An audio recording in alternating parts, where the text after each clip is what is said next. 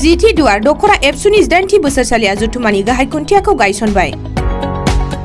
चिरां जिल्लानि भारत भुटान सिमनानि दागगारि हाथिसार 2 नं खाग्राबारि गामिनि गेवलां फोथाराव खुंनो थि खालामनाय जिथि दुवार दखरा एबसुनि 8थि बोसोरसालिया जुथुमानि गाहाय खुन्थियाखौ दिनै जिथि दुवार एबसुनि आफादगिरि मृत्युंजय बरगयारिया गायसनजेनो। जिथि दुवार दखरा एबसुनि 8थि बोसोरसालिया जुथुमाया फैगौ 20 आरो 21 डिसेम्बर खालि साननैनि हाबाफारिजों खुंजागोन। दिनै जुथुमानि गाहाय खुन्थिया गायसननाय हाबाफारियाव जिथि दुवार दखरा एबसुनि नेहाथारि सन्जय कुमार ब्रह्म, चिरां जिल्ला बिबार बाथौ गौथुमनि बोसोनगिरि खुदिराम बसुमतारीजों लोगोसे गोबां दैदेनगिरिफोरा बाहागो लायो।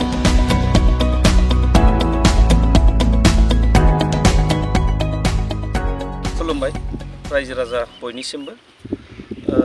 दिनैहाय आङो बुंनो सानगोन जे बोहैथि दाननि 20 आरो 21 अक्ट'खालि जोंहा जिथि दुवार दखरा दुलाराय बर' फरायसा आफादनि 18थि बोसोरसालिया जुथुमा बियो नैबे दादगारि हालामनि 2 नं खाग्राबारि गेलेग्रा गेवलां फोथाराव खुंफुंजानो थांगासिनो दङ आरो दिनै जोङो बिनिनो लाइ खुन्थिया जोङो गायसनदों गाहाय सायनासालिनि। बे हाबाफारियाबो बयनिबो हेफाजाबनि गेजेरजों मोजाङै मोजां जाफुंलांबाय। दा आङो खावलायनो सानदों जे जोंहा बर' माहारिनि थैनाय थांनाय बेखौ लानानै जिहेतु कनफारेन्सआव जोङो थान्दै मेलनि गेजेरजों गोबां खोथा सावरायो आरो गेवलां मेलनि गेजेरजों जोङो रायजो राजानो गोबां बाथ्राफोरखौ मिथिहोयो। आथिखालनि थासारि आरो इयुननि हान्थिनांगौ लामानि सायाव आरो जोंनि गथ' गथायफोरनि भबिसत बेखौ लानानै गोबां बाथ्रा जोंनि आलासिफोरा बेवहाय बिबुंथि लाखिगोन। दा आं माखासे हाबाफारिखौ आङो फोरमायनो सानदों। जोंहा 20 डिसेम्बर खालि जोङो फुंबिलिनि समनिफ्रायनो जोङो हाबाफारि लादों। बेवहाय भलिबल गेलेनाय बादायलायनाय इन्टार इउनिट बेयो जागोन आरो काबादि बादायलायनाय बेबो इन्टार इउनिट बेयो बादायलायनाया जागोन आरो बिनि उनाव जोङो थुनलाइयारि आयदा बादायलायनाय जोङो हाबाफारि लादों आरो बेवहाय जोंनि ओनसोलनि फरायसालिफ्राव फरायनाय गोजौ फरायसालि, गेजेर फरायसालि आरो माने फरायसालिमा आरो मुलुगसोलोंसालियाव फरायनाय फरायसाफोरखौ लानानै जोंहा बेयाव थुनलाइयारि बादायलायनाय बे हाबाफारिया दङ। जों बेखौ अलरेडि दालाइसा आफादफोरनोबो गाइडलाइन हरजोब्बाय आरो जोंनि फरायसालिफ्रावबो जों बे खौरांफोरखौ हरजोब्बाय। गोबां फरायसाफ्रा बेयाव बाहागो लागोन जों मिजिं थिदों आरो आं खावलायनो सानदों जाहाथे बादायारिफ्रा बादायगोन लोगोसे फरायसाफ्राबो जाहाथे बे हाबाफारियाव बाहागो लानानै बादायारिफोरखौ थुलुंगा होयो आरो गावसोरबो माने बिनिफ्राय माबा मोनसे सोलोंनानै लायो। आङो बेखौ बाहागो लानो थाखाय खावलायहरबाय साफ्रोमबो फरायसा फरायसुलि बिथांमोनखौ। लोगोसे अखानायै थामहिनबा जोङो 20 अक्ट'खालिनि मोनाबिलि समाव जोंहा डेलिगेट हाबाफारि एबा थान्दै मेल जोङो जथुमगोन। बेवहाय बेखेवगिरि आलासि महरै जोङो दुलाराय बर' फरायसा आफादनि बुंथिगिरि जनक उजिर सारखौ जोङो मोनबोनो हादों माने थान्दै मेल बेखेवगिरि आलासि महरै। जोङो बेवहाय जोंनि ओनसोलनि जेंना जेंगोना आरो जौगानांगौनि फारसे गोबां बाथ्रा जोङो सावरायनो लागोन। दा बेवहाय जोंनि मोनद' दालाइ आफादा बेयाव बाहागो लाफैगोन थान्दै महरै। लोगोसे अखानायै 21 डिसेम्बर खालि जोंहा आबादारिफोरखौ जोङो लानानै मोनसे सावरायनाय गेवलां सावरायनाय मोनसे हाबाफारि जोङो लादों। बेवहायबो जोंनि ओनसोलनि जेसेबां आबादारिफोर दं बिथांमोनखौ जों हांख्रायहरदों आरो बिथांमोना बाहागो लाफैगोन आं मिजिं थिदों आरो बाहागो लाफैनो थाखाय आं खावलायहरदों नोंथांमोननि मिडियानि गेजेरजों जाहाथे बे हाबाफारिया मैखोमै जाफुंसारो आं बिनि थाखाय मिजिं थिदों। लोगोसे सानजौफुनि 12 रिंगायाव जोंहा गेवलां मेल जागोन। बे गेवलां मेलनि गाहाय आलासि महरै जों दुलाराय बर' फरायसा आफादनि आफादगिरि सार दिपेन बर' बिथांखौनो जोङो मोननो हादों। दा बिथाङा बाहागो लाफैगोन।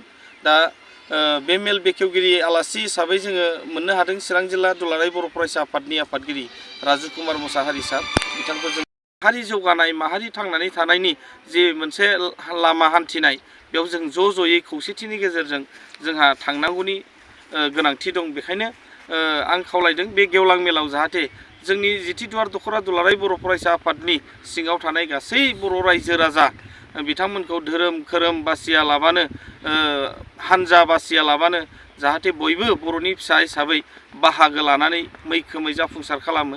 बिनि थाखाय आङो ओनसोलनि गासै रायजो राजा आइ आफा मेलेमजिबि बयखौबो बाहागो लानो आं गुरैयै खावलायबाय। मेल जोबखांनायनि उनाव जोंहा मोनाबिलि समाव देंखोमु 1, 2, 3 बादायलायनाय बे हाबाफारिखौबो जोङो लादों।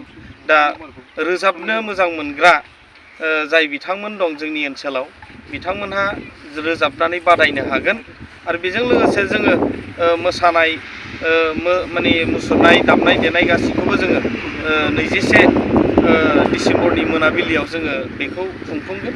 ओंखायनो मोसानो मोजां मोनग्रा मेथाइ खननो मोजां मोनग्रा आरो हारिमुखौ मोजां मोनग्रा गासै लाइमोनफोर आरो आइ आफा रायजो राजा बिथांमोनखौ आङो बे हाबाफारियावबो बाहागो लानानै मैखोमै जाफुंसार खालामफैनो थाखाय आं गुरै खावलायहरबाय। दा दिनै जोंनि दादगारि ओनसोलाव नैबे 2 नं खाग्राबारि गेलेग्रा फोथाराव जे टेनडुवार्स जिथि नं डुवार्स आनसलिक कमिटिनि जिहेतु फरायसा आफादनि कनफारेन्स जानो थांगासिनो दङ फैगौ 20 तारिख आरो 21 तारिख डिसेम्बर मासनि जोङो जोबोद गोजोननाय मोन्दों आरो बे ओनसोलाव बेबायदि कनफारेन्स खुंनाया जोबोद गोनांथि दङ होननानै जोङो आगोलनिफ्रायनो सानबाय थादोंमोन। दा बेखायनो दादगारि ओनसोल हिसाबै गोदोसोनाय मानसि गोदोसोनाय एरिया शिक्षा दीक्षाया मा बे बुस्थुखौ बारा मिन्थिया बे ओनसोलनि मानसिफ्रा गरिब थाखोनि मानसि गोजा। दा बेखायनो जोङो जोबोद गोजोननाय मोन्दों जे बे बाराव बे कनफारेन्सनि गेजेरजों जोंनि ओनसोलाव जाहाथे मोजां मोजां आलासि फैनानै शिक्षानि बागै जाहाथे जोंनि जाम्बा जाम्था रायजो राजाफोरखौ गथ' गथायखौ माबायदि मानसि सुबुं सम्पद खालामनांगौ बिनि सोमोन्दै बुंथिफैगोन फोरमायथिगोन रायजो राजानि खोमायाव सोनानै होलांगोन। जोङो जोबोद गोजोननाय मोन्दों आसा थिदों जाहाथे जोंनि बे ओनसोलाबो जौगानायाव फैगोन बिथांमोननि गेजेरजों। आरो जोबोद बाख्नायथाव जोङो गोदोनिफ्रायनो दुलाराय बर' फरायसा आफादजों नांफाबोनानै जोङो आन्दलनावबो बाहागो लाबोनाय मानसि आरो दुलाराय बर' फरायसा आफादनि गेजेरजों बर' माहारिया दे दिनै गाहाय थाखोनिफ्राय गोजौ लेभेलाव जौखोबोबाय बेनि थाखायनो जोङो जोबोद गोजोननाय मोनो आरो जोङो फरायसा आफादखौ दुलाराय बर' फरायसा आफादखौ जोङो जेब्लायबो जोङो मदद होलांबाय थागोन।